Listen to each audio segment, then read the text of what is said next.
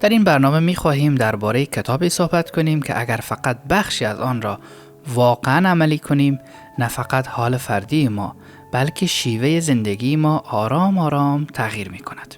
کتابی که به بیش از 40 زبان زنده دنیا ترجمه شده، میلیون‌ها نسخه در سراسر جهان فروش داشته و سالهاست یکی از تأثیرگذارترین آثار در حوزه رفتاری انسانی، روانشناسی کاربردی و تغییر فردی است.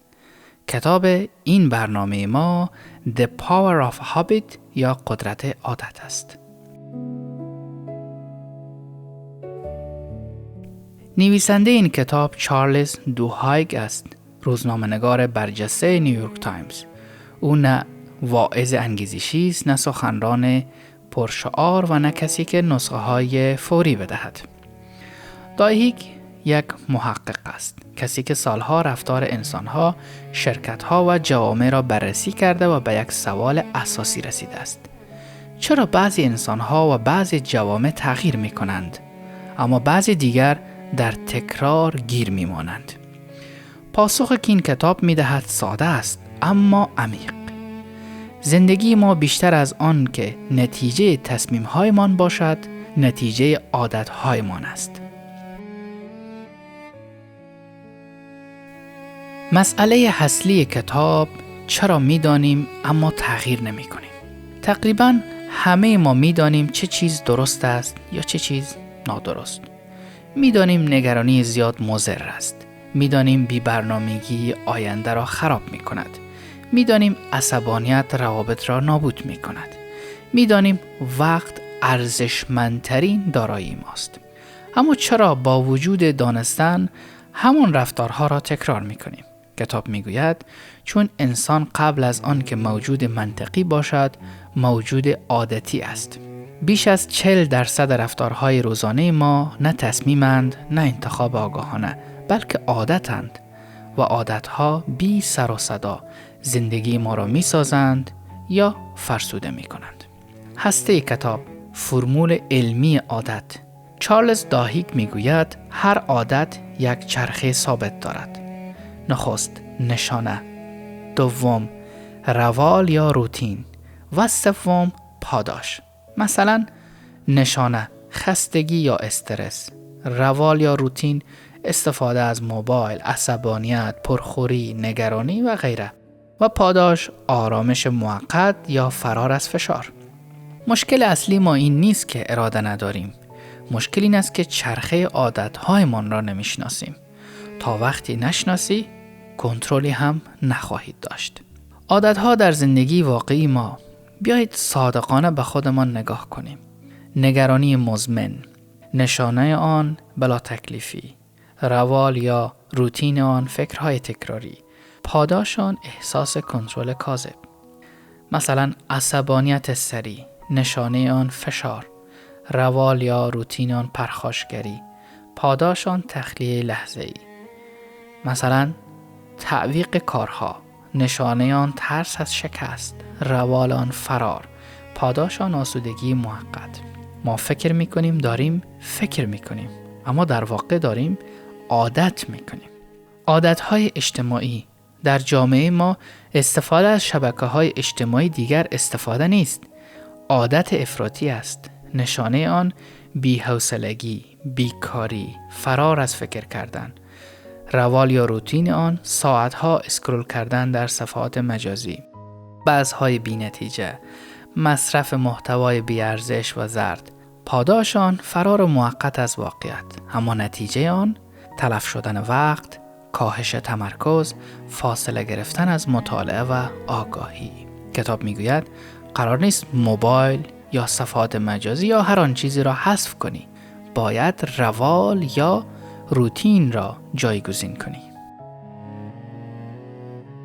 یکی دیگر از خطرناکترین عادتهای اجتماعی ما این روزها تعصب است. تعصب زبانی، قومی، سمتی و انواع تعصب دیگر. بسیاری می‌دانند اینها غلط هستند، اما باز هم درگیرش هستند. چرا؟ چون عادت شده.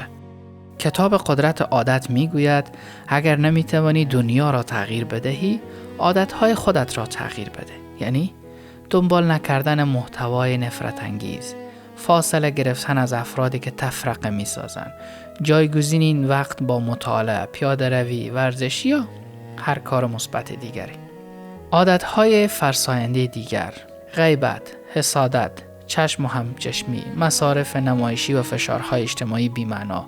خیلی ها می دانن اینها غلط هستند اما ادامه می دهند چون عادت شده. کتاب می گوید تا عادت را نبینی نمی توانی تغییرش بدهی. قدم اول کتاب شناخت عادتها. اگر بخواهیم این کتاب را عملی کنیم، قدم اول این است عادتهایمان را کشف کنیم. نه با سرزنش، نه با انکار، بلکه با صداقت. از خود بپرسیم چه چیزی وقت مرا تلف می کند؟ چه چیزی مرا عصبانی می کند؟ چه چیزی مرا از رشد و پیشرفت دور می کند؟ وقتی بنویسید می بینید آنقدر هم زیاد نیستن. قدم دوم جایگزین کردن آرام. کتاب تاکید می کند عادت را حذف نکن، جایگزین کن.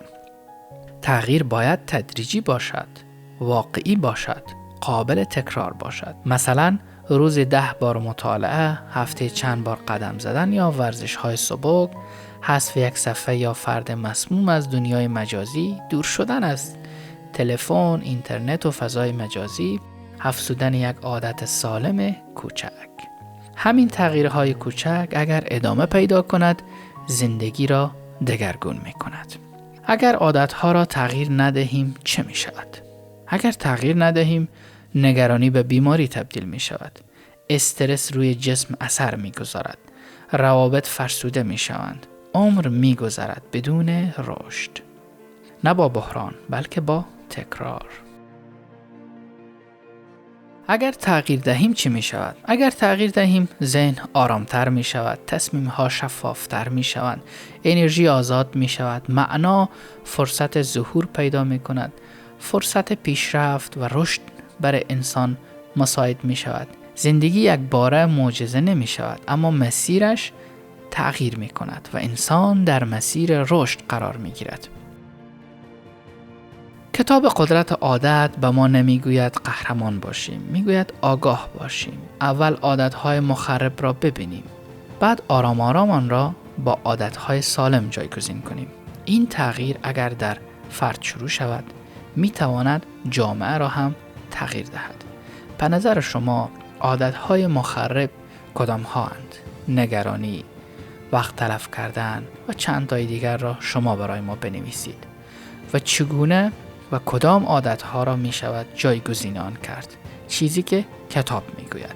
شما نیز از خود شروع بکنید. تمام عادتهای مخربتان را بشناسید، بنویسید و آرام آرام جایگزین کنید. اگر این حرفا حتی کمی با زندگی تو تماس گرفت، تو مخاطب کیمیا هستی. کیمیا همراهی آرام برای فهمیدن خودمان. برای حمایت از ما سابسکرایب، لایک و همرسانی را فراموش نکنید. تا قسمت بعد با کتاب دیگر و گفتگوی انسانی دیگر، خدا نگهدار. این برنامه با حمایت پروفسور سکینه یعقوبی، مادر آموزش و پرورش افغانستان تهیه شده. پادکست کیمیا از مجموعه رسانه‌ای معراج منتشر می شود.